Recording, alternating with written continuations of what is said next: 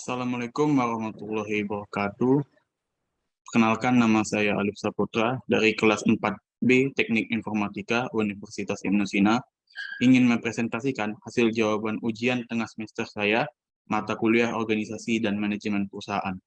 Dosen pengampu Bapak Dr. Insinyur Larisang, MT IPM. Oke, langsung saja kita masuk ke nomor 1. Jelaskan apa yang dimaksud dengan 1. Organisasi, 2. Manajemen, lalu yang ketiga hubungan organisasi dengan manajemen. Organisasi. Secara etimologi, organisasi berasal dari bahasa Latin organizer, atau kemudian bahasa Inggrisnya organize. Artinya membentuk suatu kumpulan dari bagian-bagian yang berkaitan satu sama lainnya.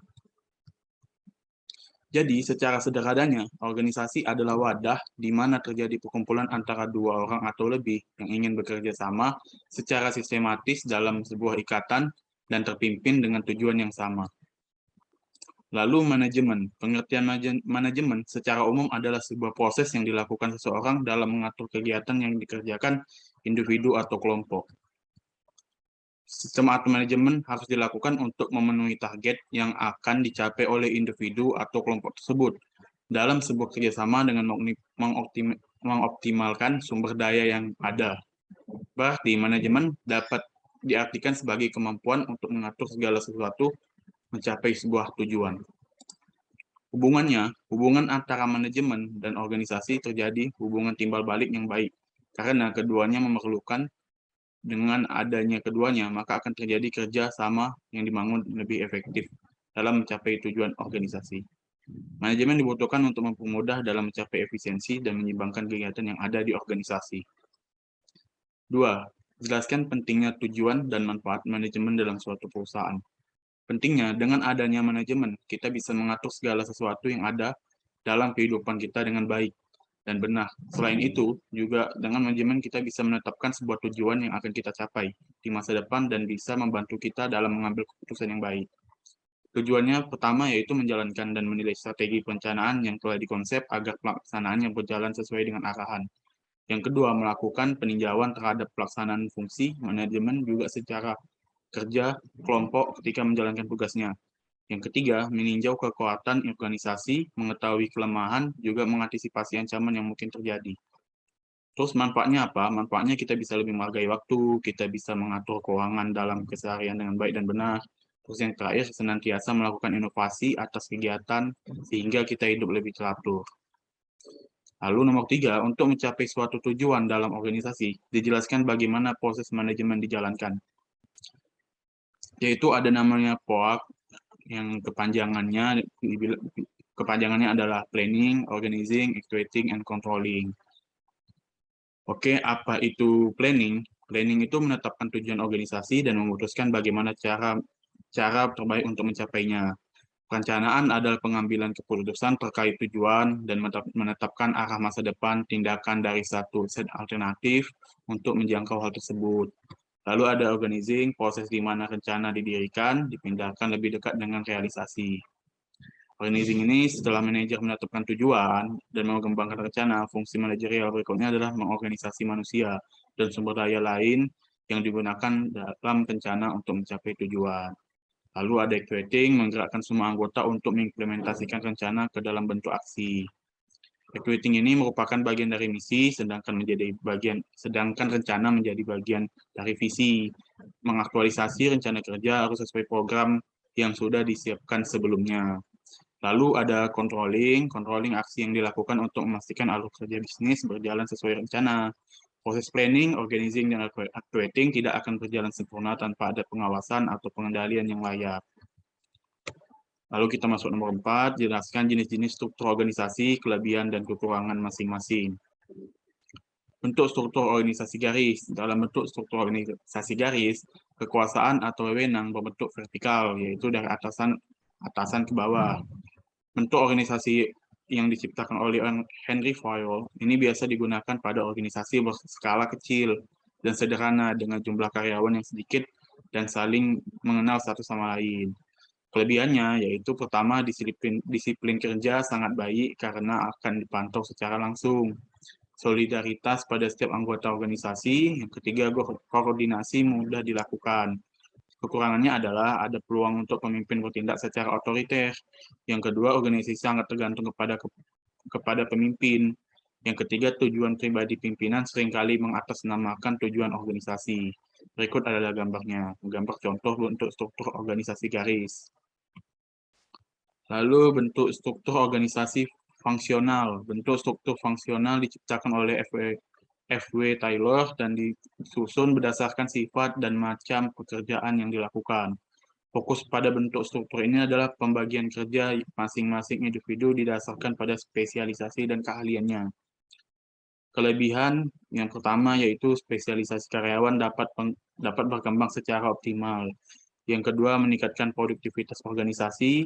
Yang ketiga, atasan hanya perlu berfokus kepada koordinasi, sedangkan performa spesialisasi sudah dipegang oleh bawahannya. Kekurangan bawahan sulit menempatkan prioritas karena mendapatkan perintah dari beberapa alasan. Terus bawahan mudah bosan karena hanya terus-terusan mengejarkan spesialisasi saja. Lalu ada bentuk struktur organisasi komite. Bentuk struktur organisasi ini berlandaskan pemikiran bahwa setiap anggota organisasi memiliki wewenang yang sama dengan pemimpin kolektif presidium yang bersifat manajerial. Berikut adalah gambar bentuk struktur organisasi komite. Lalu yang kelima, dalam manajemen ada 3 level, yaitu lower, middle, dan top manajemen. Jelaskan peran dan keterampilan yang diperlukan masing-masing level. Yang pertama yaitu top level. Dalam level of management, atas atau manajemen puncak terdiri dari para eksekutif atau pejabat organisasi yang berperan penting dalam mengambil keputusan. Dikenal juga dengan istilah top level management atau C-suite.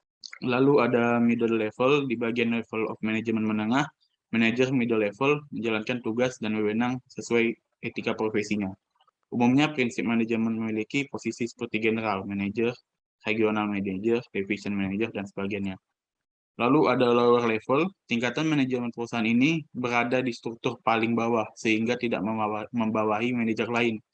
Mereka mengelola staf secara langsung serta bertanggung jawab memberikan supervisi dan pengarahan kepada pekerja dalam kegiatan operasional bisnis. Kemajuan perusahaan salah satu faktor pendukung yang sangat berpengaruh adalah sumber daya manusia. Jelaskan bagaimana proses rekrutmen, seleksi, penempatan, dan pengembangan sumber daya manusia yang baik.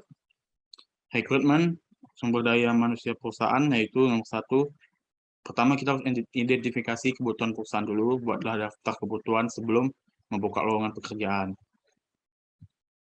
Mencari posisi pengganti untuk seseorang memang lebih mudah dibandingkan menciptakan posisi baru atau mengubah tanggung jawab suatu peran. Untuk itu, identifikasi dulu apa yang dibutuhkan perusahaan. Yang kedua, setelah mempersiapkan deskripsi pekerjaan, membuat deskripsi pekerjaan yang baik adalah bagian penting dalam menyusun strategi rekrutmen yang efektif. Setelah memahami kebutuhan bisnis dan departemen, kita harus menentukan tugas dan tanggung jawab posisi tersebut dan menuliskannya.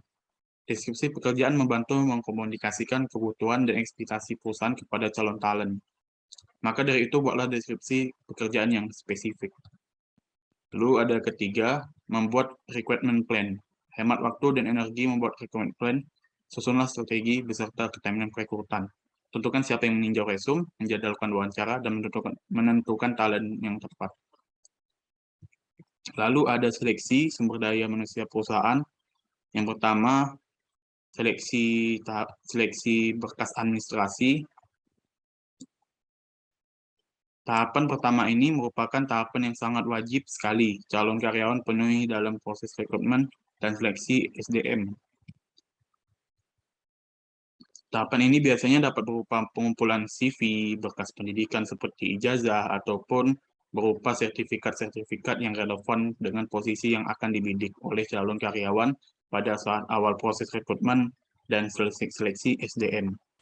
Yang kedua, serangkaian tes berbasis tulis dan elektronik. Teknisnya, setiap peserta atau calon karyawan yang berada dalam tahap ini akan mengerjakan ujian atau tes Kaplan, tes Pauli, dan tes lainnya. Seperti tes yang berbasis elektronik, langkah ini juga sangat menentukan bagi peserta atau calon karyawan dalam proses rekrutmen dan seleksi SDM untuk dinyatakan lanjut atau tidaknya. Lalu, tes kesehatan dan kebugaran fisik maupun psikotes. Karena dalam hal melakukan pekerjaan, kesehatan juga merupakan elemen penting yang tidak dapat dilupakan. Lalu ada di tahap Di interview, tahap ini coba mengulik bagaimana calon karyawan dalam proses rekrutmen dan seleksi SDM memiliki motivasi dan apa tujuannya meng-apply lamaran ke perusahaan. HRD akan sangat dapat melihat pribadi seseorang dari sesi atau tahapan ini. Calon karyawan dalam proses rekrutmen dan seleksi SDM tahapan ini harus menunjukkan sisi terbaik dan nilai jual mereka terhadap perusahaan. Lalu pengembangan dan penempatan sumber daya manusia perusahaan.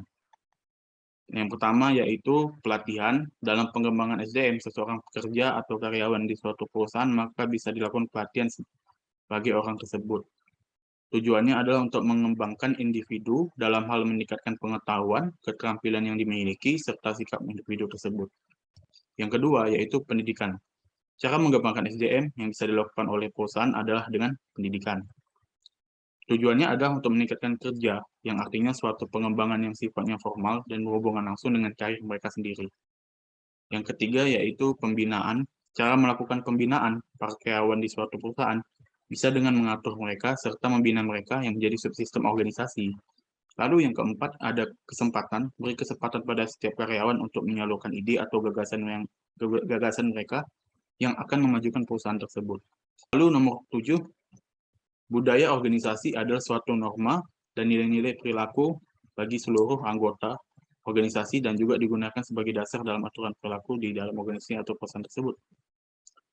Budaya organisasi sebagai karakter pada suatu organisasi untuk kemudian menjadi pedoman bagi organisasi dengan cara yang membedakannya dengan organisasi lain. Yang kedelapan, jelaskan pentingnya budaya organisasi dan pengaruhnya terhadap perusahaan. Pentingnya budaya organisasi terhadap perusahaan yang pertama yaitu mendefinisikan identitas internal dan eksternal organisasi. Budaya organisasi akan menentukan bagaimana semua karyawan atau semua anggota melakukan pekerjaannya. Tidak hanya itu, budaya organisasi juga menentukan cara berinteraksi atau satu sama lain juga dengan dunia luar, khususnya dengan pelanggan, mitra, pemasok, media, dan semua pemangku kepentingan. Yang kedua, menjalankan nilai inti organisasi. Budaya Anda dapat menjadi cermin dari nilai inti organisasi. Cara menjalankan bisnis, mengelola alur kerja, berinteraksi sebagai tim, dan memperlakukan semuanya menambah pengalaman yang harus memperlihatkan siapa kita sebagai sebuah organisasi. Yang ketiga, membuat karyawan menjadi pendukung organisasi. Budaya organisasi yang kuat memiliki kekuatan untuk mengubah karyawan menjadi pendukung. Karyawan menginginkan lebih dari sekedar gaji, tetap, dan tunjangan yang baik. Mereka ingin merasa apa yang mereka lakukan itu bermakna, dan ketika karyawan merasa bermakna, mereka lebih cenderung menjadi pendukung budaya, yaitu orang-orang yang tidak hanya berkontribusi pada budaya organisasi, tetapi juga mempromosikan dan menjalaninya secara internal dan eksternal. 4. Mendukung onboarding. Budaya organisasi tidak jarang bertindak sebagai penyelaras keragaman di organisasi. Maka itu, pada saat proses onboarding, pentingnya untuk menampilkan budaya organisasi pada karyawan baru, adanya budaya yang jelas dan bertindak sebagai penuntun karyawan baru di tengah suasana baru dan beragam di organisasi. Yang kesembilan, dalam proses manajemen dijalankan oleh para manajer pada seluruh tingkatan manajemen melalui pelaksanaan keseluruhan fungsi-fungsi manajemen. Jelaskan bagaimana konsep kepemimpinan yang efisien dan efektif bagi seorang manajer atau pemimpin. Kepemimpinan, yang satu pertama pengetahuan. Seorang pemimpin harus memiliki pengetahuan yang baik tentang kepemimpinan dan ilmu tentang ruang lingkup kerja, profesinya yang terdiri dari pengetahuan kognitif maupun skill atau keterampilan. Yang kedua, yang paling penting yaitu komunikasi, adalah jantungnya kepemimpinan. Seorang pemimpin harus memiliki kemampuan berkomunikasi yang baik terhadap teman maupun bawahan. Karena komunikasi yang baik adalah merupakan satu strategi dalam mempengaruhi orang lain. Lalu ada energi, seorang pemimpin harus terus-menerus tampil dengan energi yang baik dalam penampilan dan pekerjaannya.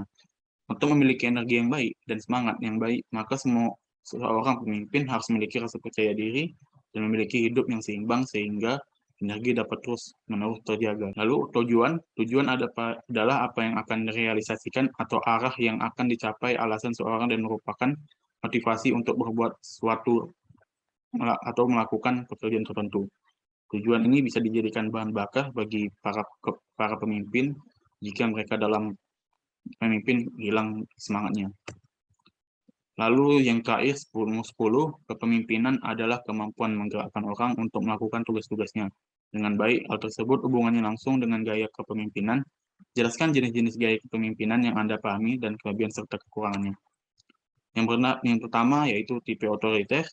Dalam tipe ini, pemimpin bertindak diktator pada bawahannya, cenderung melakukan pemaksaan dalam menggerakkan kelompoknya.